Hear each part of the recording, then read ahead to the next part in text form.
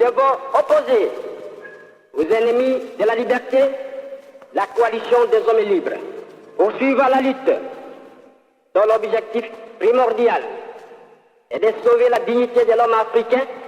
Pouvez-vous nous éclairer sur votre différend avec M. Wane? Voilà, moi, ce qui me concerne personnellement, ma différence avec M. Wane, c'est venu après la publication d'un communiqué. Dans le communiqué où M. Wane avait communiqué qu'il y a eu un nouveau bureau de touche pas à ma nationalité qui est mis en place. Et alors que ce nouveau bureau n'engage que sa personne, c'est un bureau qui n'est pas, que tout le monde n'était pas associé. Il a pris quelques groupes qui ont trop confiance à lui, qui partagent pas mal de choses. Après ce communiqué, M. Wane et certains membres de Touche pas à ma nationalité, un groupe très restreint, ils ont fait une réunion secrète. Après cette réunion secrète, ils se sont convenus de publier de mettre un nouveau bureau en place. Ils ont jugé que tout élément qui les dérange, qui ne partage pas l'avis de M. Wane et qui peut toucher sa suprématie ou, comment dirais-je, l'autorité de M. Wane, ils ont préféré écarter tout le monde. Et ils ont pris certains éléments encore, certains éléments qui ne ont pas été concertés.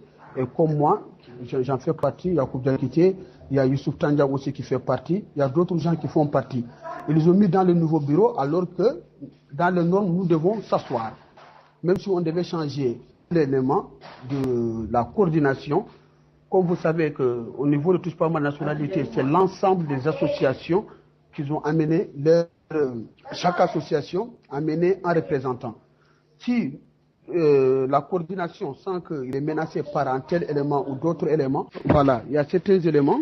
Bon, voilà, comment dirais-je, Touche pas à ma nationalité est composée de plusieurs associations. Si la coordination se sent menacée par rapport à un individu qui empêche le travail, c'est les différentes associations, des représentants de la coordination qui devront s'asseoir pour voir tel élément nous dérange.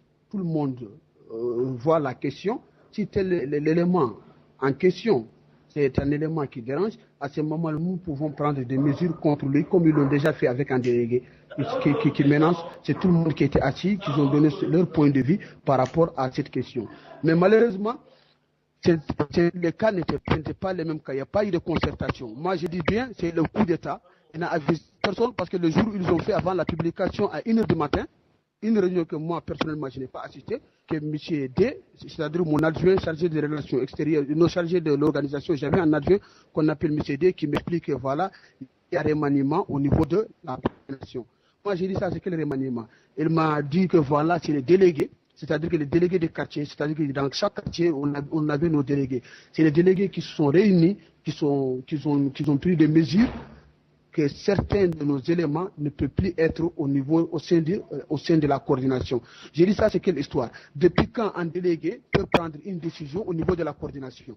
Alors que la coordination, c'est là-bas où les décisions, on devait prendre les décisions au niveau de coordination. Les délégués sont là seulement à exécuter les ordres.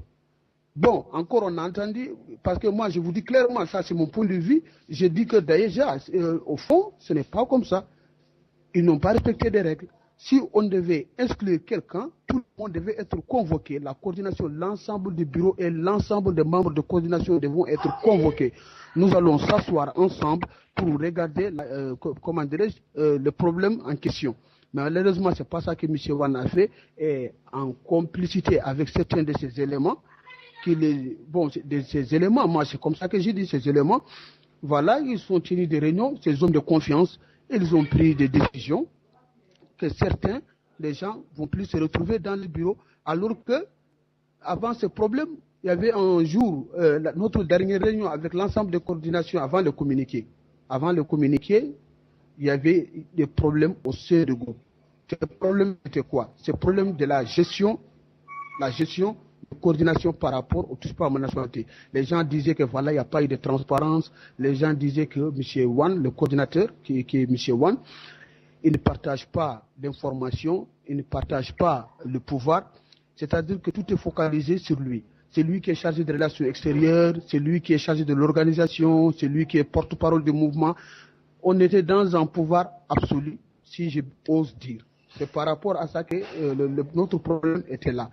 La dernière réunion qu'on a tenue, bon, les gens parlaient qu'il est temps de dessous le bureau. Mais on ne s'attendait pas quand même que le lendemain, que One va mettre un couteau sur le dos des gens, de les accuser des infiltrés. C'est par rapport à ça qu'aujourd'hui, le dernier bureau que vous voyez sur les nets, que mon nom était mentionné, je n'étais pas au courant. Au contraire, j'ai dit les gens... On va arrêter la session, on va revenir à cette question. Effectivement, vous avez été nommé secrétaire à l'organisation dans le bureau publié par M. Wan. Étiez-vous consentant? Pas du tout, voilà. Je vous ai dit depuis la première question, mes différences avec M. Wan. C'est-à-dire que personne n'était concerté. Ils n'ont concerté personne. Ils n'ont avisé personne. C'est communiqué, on ne connaît même pas son origine. C'est lui-même, en personne, qui m'a appelé, comme je vous ai dit, à 1h du matin. Les réunions étaient tenues le soir, à 17h, par rapport aux informations que j'ai.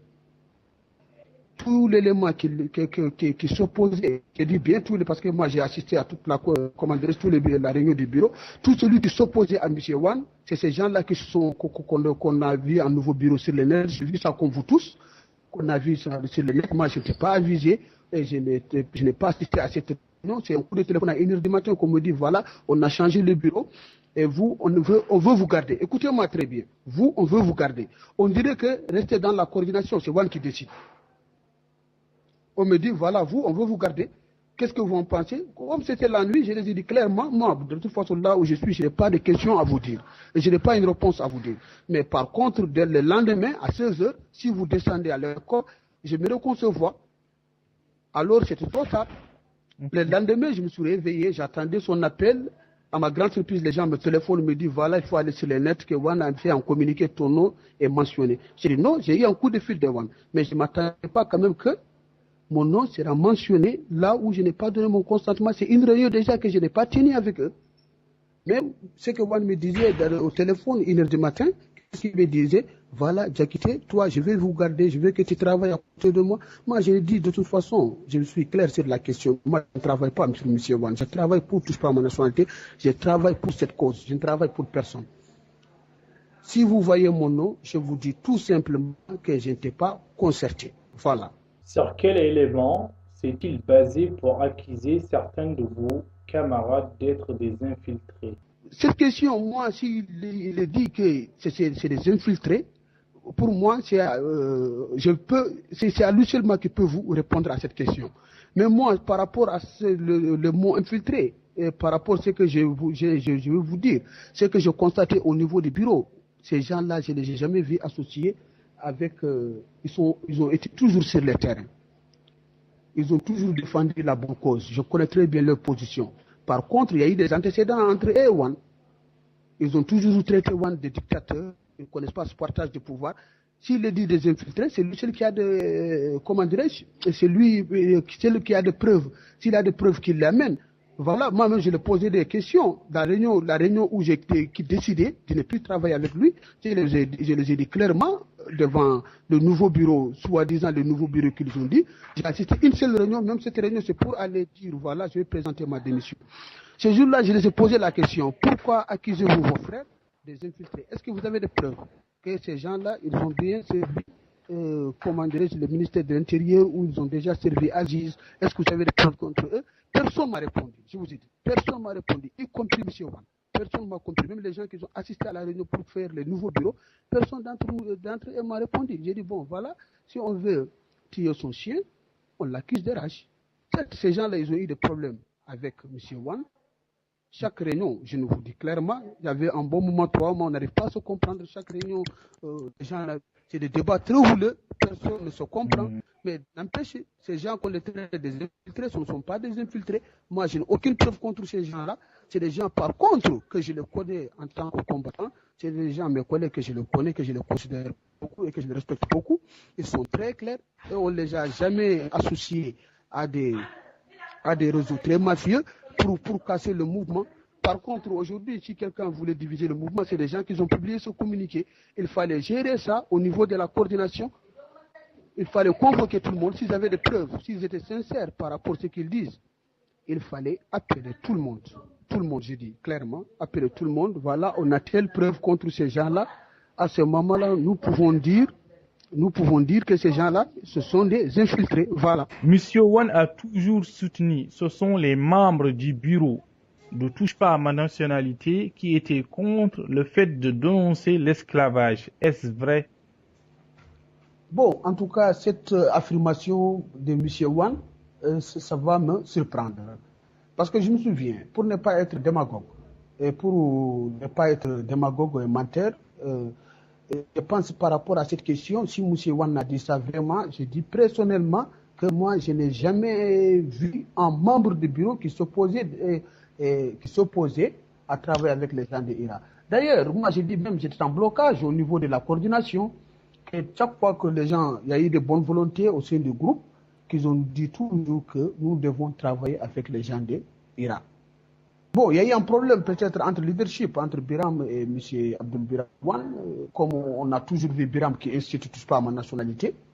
Et donc peut-être ça aussi, parce que je vais être très objectif par rapport à cette question. Comme on a toujours vu Biram ou l'Abeid ne touche pas à ma nationalité du traité de violent, alors mais au sein du groupe, les gens ont toujours sollicité que nous devons travailler avec les gens de l'Irak. Mais M. Wan a toujours s'opposé à ça, jusqu'à la dernière minute. Il a toujours s'opposé à cette question. Et déjà moi, j'ai dit même le problème de touche pas à ma nationalité ont débuté depuis que les gens ont voulu travailler avec les gens de l'Irak. C'est depuis là-bas qu'on a commencé à avoir des problèmes, parce qu'ils commençaient à avoir des tendances. Voilà.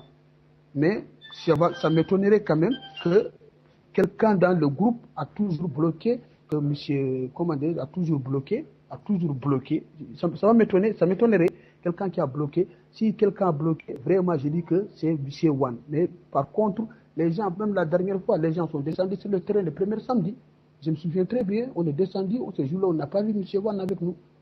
Et chaque samedi, nous, on est sur le terrain. Les gens qu'on les traite des infiltrés, ils sont toujours à côté de l'Irak.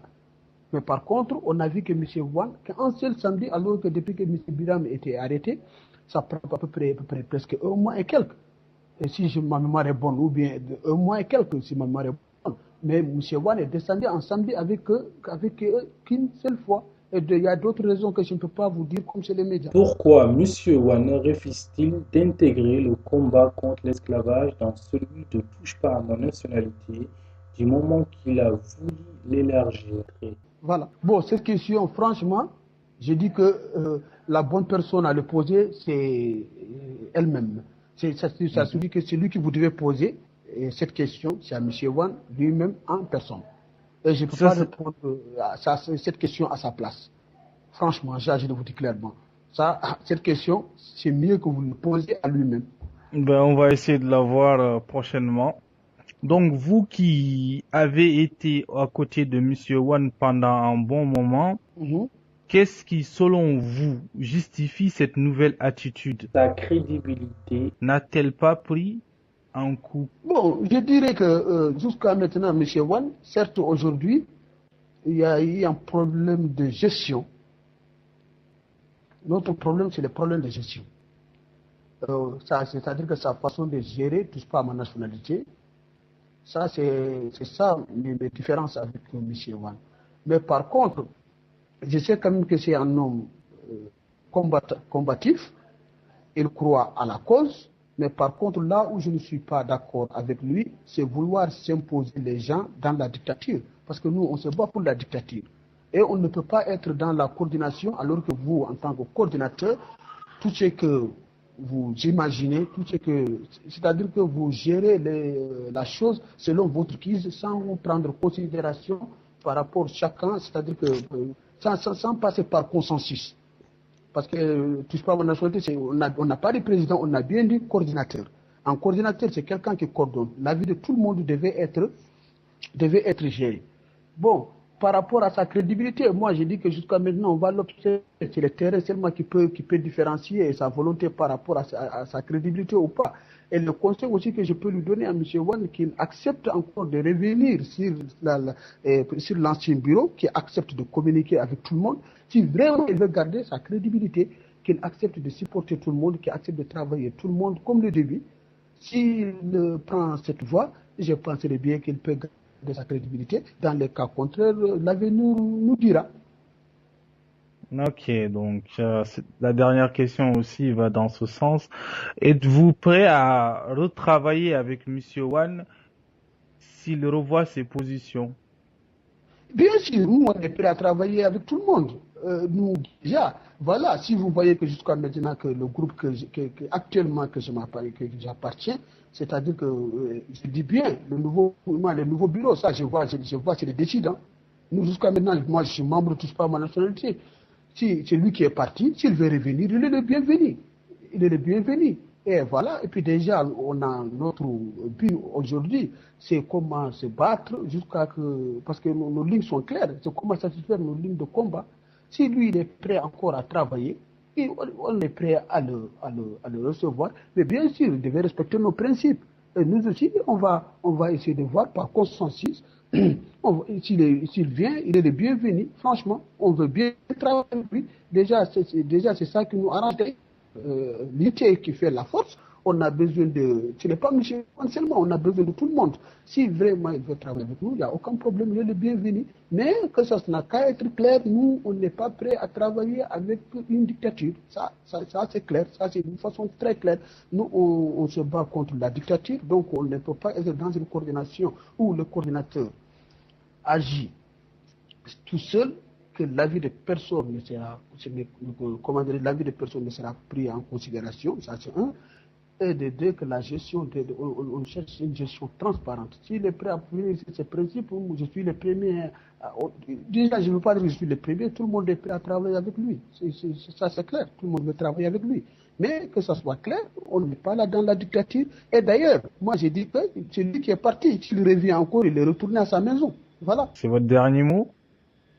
Bon, voilà, oui, peut-être j'ai un petit message à dire à tout le monde. Aujourd'hui, moi, on souhaite que tous les négro-mauritaniens se réunissent, et je pense même plus loin que ça, tous les Mauritaniens se réunissent pour régler tous les problèmes d'une façon très républicaine, et qu'on travaille main dans la main. La Mauritanie, c'est notre Mauritanie, mais on travaille, on est ouvert avec tout le monde, que ce soit mort, que ce soit haratin, tout celui qui croit ce que nous défendons est juste.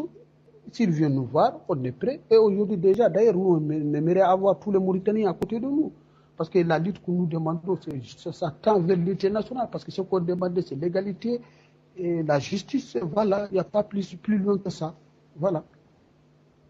Ok, vous avez une petite pensée pour Biram? Voilà, oui, j'ai une petite pensée bien sûr pour Biram. Aujourd'hui, tout le monde souhaite qu'on libère de Biram. Et comment dirais-je, j'ai toujours fait, chaque manifestation de Biram, j'étais sur le terrain avec mes collègues, que ce soit Oucheri Diallo, que ce soit Abdelaziz Khan, je dis bien, l'ancien bureau. Chaque samedi, nous, chaque fois qu'il y a une manifestation, on est prêt à descendre jusqu'à que Biram et ses amis soient libérés.